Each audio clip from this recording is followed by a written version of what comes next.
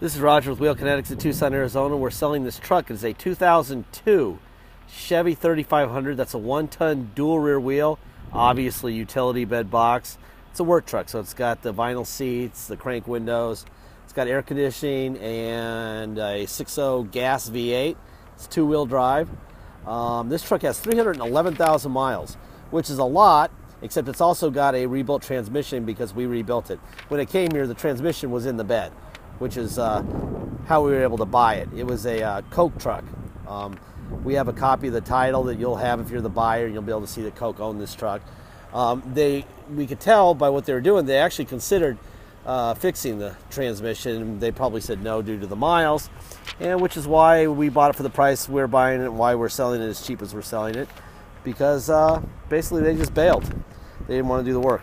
Anyway, when we get them here, we do an inspection. This is what the inspection looks like. I'm going to tell you what we did. Let's see. We've got a new serpentine belt. Front and rear brake pads are new. The rebuilt transmission. That thing does have a warranty on it. Hey, Jason, what's the warranty on a rebuilt transmission? 3 years, 36,000 mile warranty on the transmission. Okay. Let's see. Blah, blah, blah, blah, blah. We replaced the front and rear U-joints. We replaced the AC belt. What else? Wiper blades are new also. And that's it. I'm going to walk around. Jason's going to come out here and start opening stuff for me. Lots of boxes to show inside, etc., and to demonstrate the lift gate. This is obviously where they had some numbers they took off. I would say that's representative of the high-speed. This came from Texas, so probably a lot of those 311,000 miles were on the interstate due to the evidence on the front of the hood would say that it hit rocks going at a high rate of speed many times. I'm going to open this door. Usually I go around at a different route, but it's real hot and my phone's going to overheat if I don't pick it up. Do it a little bit different order. There's the doors on this side.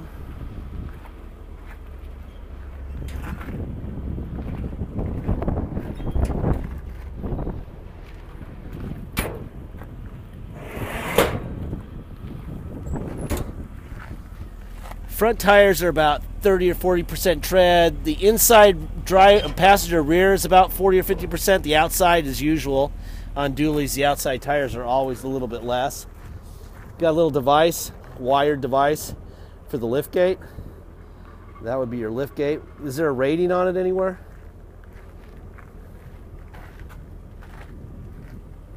What's that stand? 1,500. 1,500 pound rating for the lift gate. Boy, look at that rocket up. And you have a spare. That's kind of cool. We're going to take that out and put it in the glove box, I hope, at some point here so we don't lose it.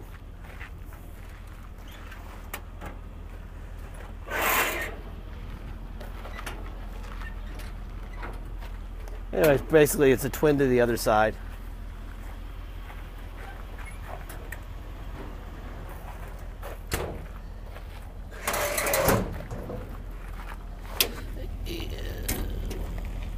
Yep, inside tire has more tread than the outside tire, which is common. You got two fuel tanks, dual tanks.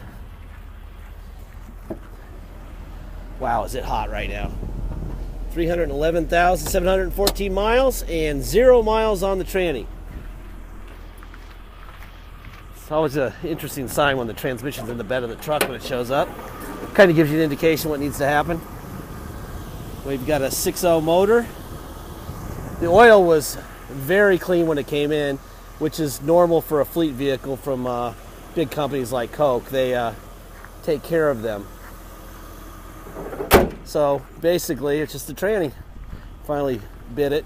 We tried to keep the price down, so we didn't even fix that. Cosmetically, we didn't do a thing to it. Does have a tilt wheel. That works fine. There will be before and after pictures you'll be able to see in our ad. 4 pictures of it, the way it looked before it left their yard. Get a seatbelt on here. having to do this video with earbuds because it's a little windy. The air is blowing ice cold, which is a beautiful thing because it's about 107. Radio works fine.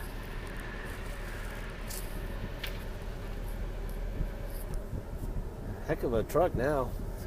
Now that we've done the tranny in it, move the seat forward a little bit. There we go. All right. Tilt the wheel down. Let's see, you got tow haul. That's on and off. See the message up here? Off, on. There you go. All right, let's go for a ride. If you come to Tucson to drive it home, you're going to pay tax and dock fees. Taxes are 2% city sales tax here in Tucson, plus whatever your state tax rate is. So if you come from a state with a 3% tax rate, you're going to pay 5% tax. That's your 3 plus R2. If your state is 8%, you're going to pay 10% tax. That's your 8 plus R2. And then add $250 dock fee. If you pay by wire and ship, there is no tax, no dock fee. Once it arrives at your front door by shipping truck, you take it to motor vehicle, you pay whatever they ask you to pay to get plates, and that's that. Once we receive your wire, we will fill out the title in your company's name or your name with address, notarize it, sign it off to you. Well, we'll scan that into your online file, so you'll have that. You'll only see it before it even goes in the mail. We even scan in the envelope we mail it to you in. You'll also have a copy of the title we received from Coke for this truck, and there'll even be a copy of the title that we have currently in our ad. Just click on that, and you can zoom in on it. What else? I think that's it on that end. Deposits $500. Once we have your deposit, we will put your name in a banner over the truck at wheelkinetics.com, and you'll know it's yours. Until then, it is for sale.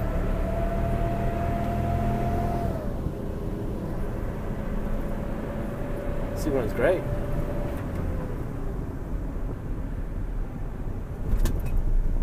Really good running truck.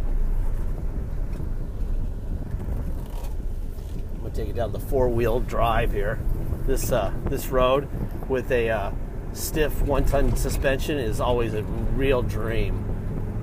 This road is, I mean, honest to God, if they paved a road like this in like Bolivia, the guys in the road crew would probably be executed by the government.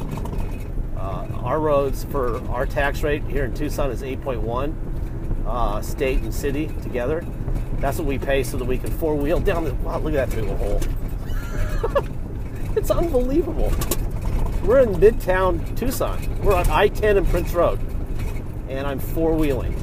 But the reason I'm doing this, A, is to do it so I can see, hear it, and feel it. And second, to get on a frontage road so I can do higher speeds, interstate speeds. Anyhow, what else? Warranty. Obviously, there is warranty on the transmission. We just had it rebuilt. Doesn't help you much if you ship it out, but you know, if you actually, if something happened to the transmission and it was shipped across the country, all you'd have to do really is send us a tranny. We would fix it and send it back to you. That could be done, but you know, the people who fix this transmission do great work, so I'm sure it's fine for quite a long time. But the warranty speech I give on everything except the transmission would be as follows. It's way out of warranty, obviously. It's got a zillion miles on it. It went to a company that maintains their fleet like exceptionally well, but you have to remember that it is way out of warranty. The guys who built this truck, who engineered this truck, said goodbye to the warranty by year and mile a long time ago. And why did they do that? Because they didn't know what was going to happen to it after X amount of miles or X amount of years. That's why they did it. I'm going to shut up for a second.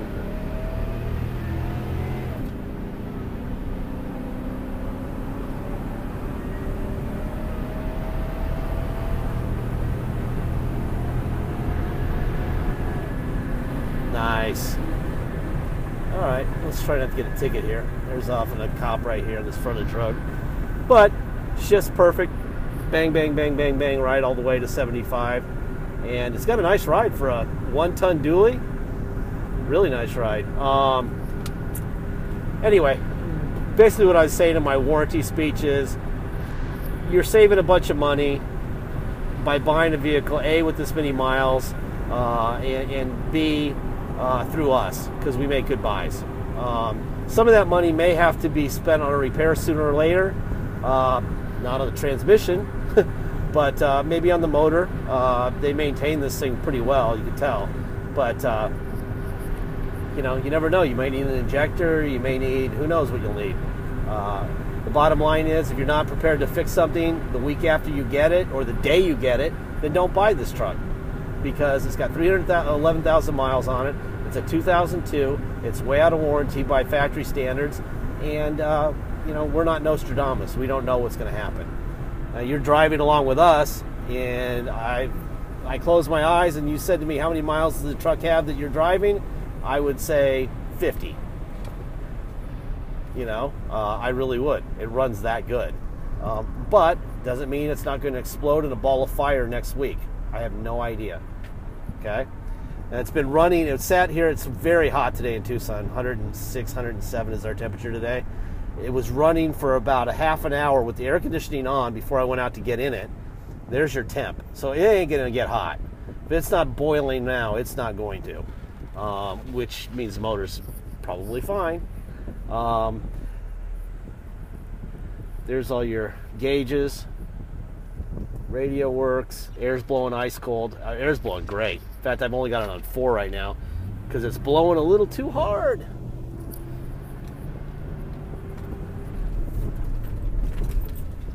Beautiful truck. Anyway, if you need a work truck and you need a lift gate, pick up 1,500 pounds, haul a bunch of tools, this would be a really good truck to have. I can see nothing that would keep me from buying this truck from a mechanical standpoint. But like I said, if you're risk averse, if you don't understand risk and you can't accept risk, then don't buy this truck. We don't want anyone to buy any of our stuff because it's all used if they don't understand risk. And there's obviously increased risk when you have a 311,000 mile truck. Obviously. Carrier bearings, serpentine belt, you know, rebuilt tranny.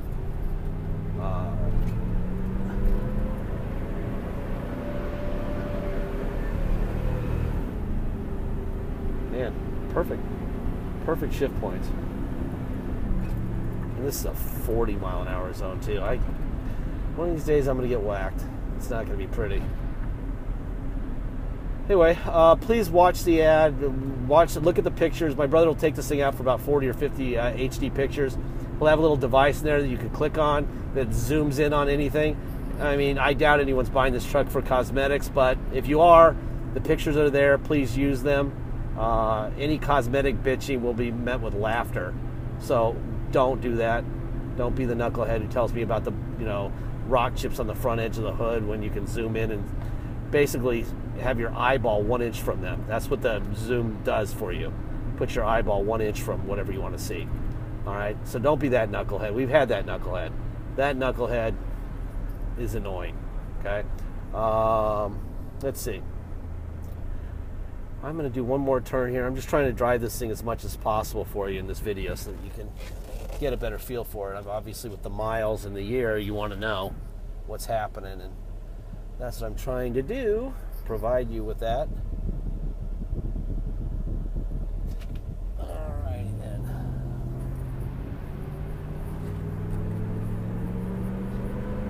Well, the steering is tight. Usually the steerings are really loose on these big trucks when they have miles. This thing, I bet it drove great right up till the time that their tranny grenaded, because, boy, I guess that's why they bothered to take the tranny out and look at it. Normally when a tranny blows up and they don't want to fix it, they just leave it in and sell it that way. But they actually went through the hassle of taking the tranny out and actually looking at it before they threw it into the bus. So they clearly liked this truck enough to do that. Put another, 3 or 4 hours of labor just to take it out and take a look at it. Anyway, there's the truck. Thank you for your time.